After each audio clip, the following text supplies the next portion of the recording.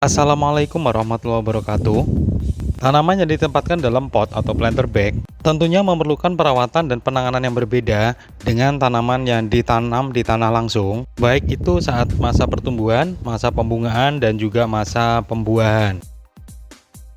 Dari masa pembungaan sampai dia menjadi bakal buah, tanaman-tanaman yang berada di dalam pot biasanya lebih rentan untuk rontok atau tidak jadi buah dibandingkan dengan tanaman yang ditanam di tanah langsung. Hal ini dikarenakan media pada tampulan pot itu sangat-sangat terbatas, sehingga kita perlu melakukan perawatan dan penanganan yang tepat dan disesuaikan dengan masa pertumbuhan tanaman.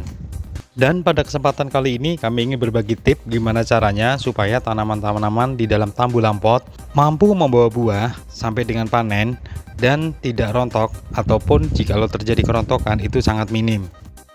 Fokus utama kita yaitu perawatan terhadap bunga pasca terjadinya penyerbukan, dicirikan dengan sudah mulai terlihatnya calon buah meskipun masih kecil. Seperti ini contohnya, sudah mulai terlihat beberapa calon buah meskipun masih kecil.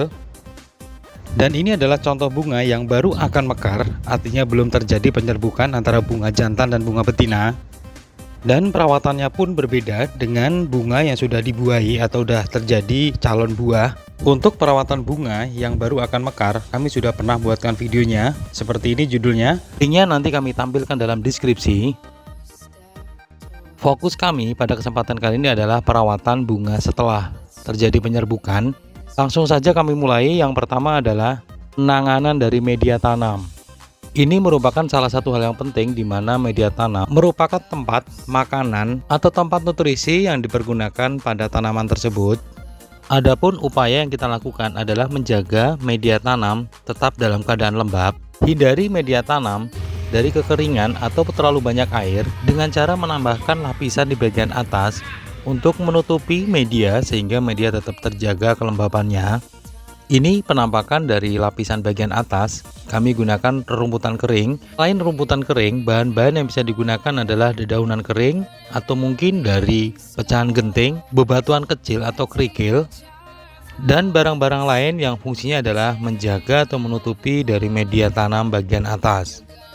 Adapun fungsi dari penutup tersebut adalah yang pertama, menjaga media terutama yang di bagian perakaran itu tetap lembab dan tidak kekeringan.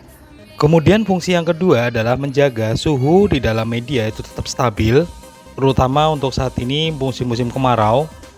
Tanaman yang kekeringan dan terjadi perubahan suhu yang secara tiba-tiba akan membuat tanaman itu stres dan biasanya itu akan merontokkan dari calon buah.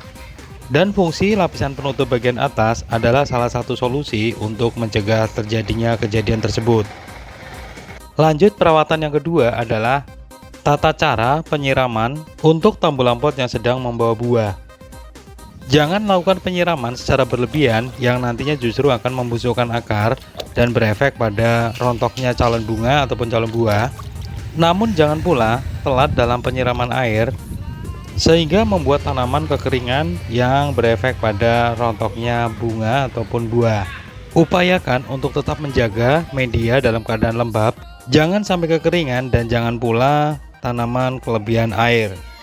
Kemudian jangan lakukan penyiraman di siang hari saat terik matahari sedang panas-panasnya. Perubahan suhu secara tiba-tiba dari panas kemudian kita siram menjadi dingin akan membuat tanaman rentan untuk stres dan berefek merontokkan bunga ataupun calon buah yang telah dibawa. Lakukan penyiraman saat matahari benar-benar sudah tidak terik atau idealnya di sore hari, di mana terik mataharinya sudah tidak terlalu menyengat. Lanjut, perawatan yang poin nomor 3 adalah pemupukan. Tanaman yang sedang membawa buah wajib terpenuhi nutrisi dan unsur hara makro maupun mikro. Namun unsur yang berperan sangat vital ketika sedang membawa buah adalah unsur K atau kalium dengan konsentrasi yang lebih tinggi dibandingkan dengan unsur lainnya. Untuk pupuk sintetis atau pabrik, beberapa merek pasaran dengan unsur hara K tinggi adalah sebagai berikut. Sementara dari bahan-bahan organik, kita bisa menggunakan bahan-bahan dengan nilai kalium yang cukup tinggi, semisal VOC dari pisang, VOC dari daun kelor, dan VOC dari selabut kelapa, ataupun dari bahan-bahan yang mempunyai nilai kandungan kalium yang cukup tinggi dan tentunya mudah didapatkan. Jangan lupa pemberian pupuk wajib diselingi dengan pupuk kalsium Cara aplikasinya terpisah dengan pemberian pupuk yang lain, dan ini beberapa merek pupuk kalsium dari buatan pabrik. Pupuk kalsium mempunyai peranan yang sangat penting terhadap kualitas buah. Salah satunya adalah supaya buah tidak mudah busuk ataupun mudah pecah. Untuk aplikasi pupuk, terutama adalah pupuk sintetis, sebaiknya dilakukan dengan cara ditabur kemudian dibenamkan dengan lapisan bagian atas. Lapisan bagian atas bisa diangkat atau dikorek terlebih dahulu, kemudian taburkan pupuk dan usahakan jangan terlalu banyak. Tabur secara merata. Setelah merata, kemudian ditutup kembali lapisan bagian atas. Benamkan pupuk sampai benar-benar tidak terlihat. Pupuk tersebut nantinya akan larut saat penyiraman dengan air pada waktu penyiraman. Dan berikut adalah periode pemberian pupuk yang biasa kami lakukan. Kami lebih sering menggunakan POC, sementara untuk pupuk sintetis kami biasanya hanya untuk selingan. Pemberian pupuk terus kami lakukan sampai buah memasuki masa tua.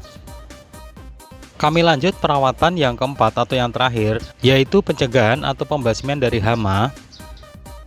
Kerontokan bakal buah bisa juga disebabkan oleh hama, baik itu dari insek maupun dari fungi. Kami biasanya membasmi atau mencegah dari hama menggunakan pestisida kimia. Untuk hama biasanya kami menggunakan Kurakolon, kemudian untuk jamur kami menggunakan Diten. Banyak merek-merek dari jenis insektisida ataupun fungisida di pasaran. Silahkan menggunakan merek lain yang mudah ditemukan. Lalu periode untuk aplikasinya kami biasa menggunakannya 6 minggu sekali. Namun tentunya ini kondisional, disesuaikan dengan lingkungan dan hama yang menyerang pada tanaman.